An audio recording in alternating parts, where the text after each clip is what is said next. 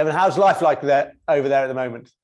Yeah, well, as you know, we've all been going through this kind of crazy COVID time for the last almost 2 years now. And New York was a epicenter here in the US. And I actually I live 25 miles away from the original epicenter in New York. So it made for an extra interesting experience. But, I'm the kind of guy who always see the glass as half full. And so you just kind of, forgive the cliche, you kind of roll with the punches, man. And just, my favorite thing is to say, you keep on pushing. So that's what I've been doing. So come on, we're a few weeks away from the 22 Winter Olympics. How much do you miss competing? Not as much anymore. They say time heals all wounds. Yeah. It is true. I tell you, my worst Olympics were the 2002 Olympics, which of course, I didn't compete in those Olympics, but I was there, man. And it was painful to watch, Nick. I just remember being at the race going, there's no reason I shouldn't be in this race, because I was seeing guys I used to beat, Yeah. But as the years go by, you kind of get over it, as it were. No tinglings or anything?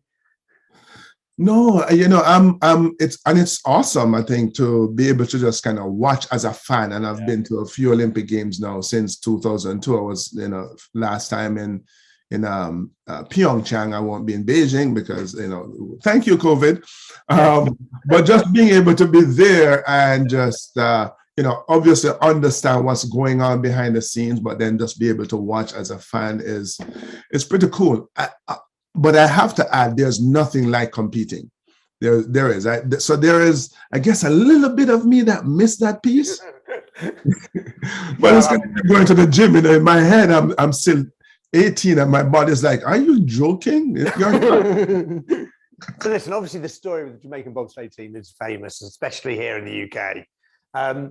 Over time, how do you feel you've developed your thought process of the similarities between the story and corporate life and business life, and actually what we can learn from your experiences?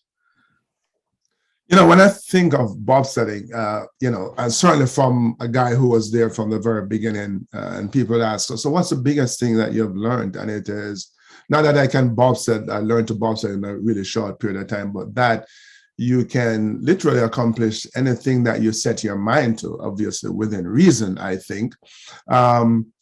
But also, man, as I think back to our team as the underdogs, being an underdog, as many businesses often are in their respective industry, doesn't mean that you count yourself out or that circumstances are going to count you out. It simply means that, you just keep working. You keep working hard at the things that you're really good at, while at the same time figuring out the things that you need, the skills and the knowledge that you need to acquire to become better. And when you do that, when you really play to your strengths, as we did, while at the same time constantly learning, which we did, you create some remarkable results. And that's perhaps the biggest, shall I say, translation from the experience to the corporate world. And do you feel like you can exactly state what changed for you from the first Olympics to the third Olympics, and how you developed as a person, how you approached it all? And can you pinpoint what it is? Knowledge is an amazing thing, man.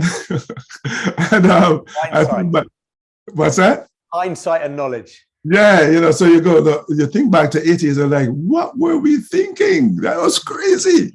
But what it is that created the stepping stone. And we like I said, we understood what we were good at. We could run fast, but then there were all these other skills that needed to be developed, whether it's from just improving the push technique so you could push faster, or definitely learning how to drive and fundraising and all that stuff. So there was this huge leap from 88 to 92 when I competed in Albertville, to even 98 when I competed in Nagano. My role expanded just beyond being an athlete. I'm a driver, I'm a coach, I'm a marketing guy. It's kind of like a startup, man. I was doing everything. I was a head cook and bottle washer. So in a interesting way prepared me for life after bobsledding with everything that I'm doing, and obviously working with clients across the world and many industries now who are facing similar challenges, obviously in the boardroom, not on the bobsled track. I suppose that not being negative or anything like that, but in the world kind of with the pandemic and everything like that, people are facing new challenges. Were there times in your career when you were just like, it's too much, it's insurmountable, I can't take it anymore, I'm going to give up? And if so, how did you put that to one side? Dude, I don't know what give up. What's that? I don't know how to give up, man. No, have I been frustrated? Yes, absolutely. The analogy I use, Nick, whenever I'm asked this question is one with boxing, right? If you ever watch boxing or any other contact sport, right? And they go, 3, 5, 10, 15 rounds, right? And the guy or the girl who ends up winning never get out of that bout unscathed. They somewhere along the line got some serious punches, right? And they absorb the hit, they absorb the pain, but they find a way to, do I have to say it again, keep on pushing, right? They keep swinging and work their way through the challenges. And I think that's how I approach life's challenges as well. Is it frustrating? Is it painful? Absolutely. But I think we give ourselves a false choice. Like we have a choice, like we can give up. Like that's not a real choice to me, this idea of giving up. So your job is to find a way to push through the challenges to achieve your goals. Devon, as we head into 2022 and go beyond it, wise words. Thank you so much indeed. Always a pleasure speaking to you. Man, thank you for having me. It's great to chat with you as well. And yeah, I am actually looking forward to an amazing 2022 as well. 2021 is history. So if you had an awful year, congratulations, it's over. You never have to deal with it again. If you had a great year, wonderful. Now you get to build on it to have a more amazing 2022.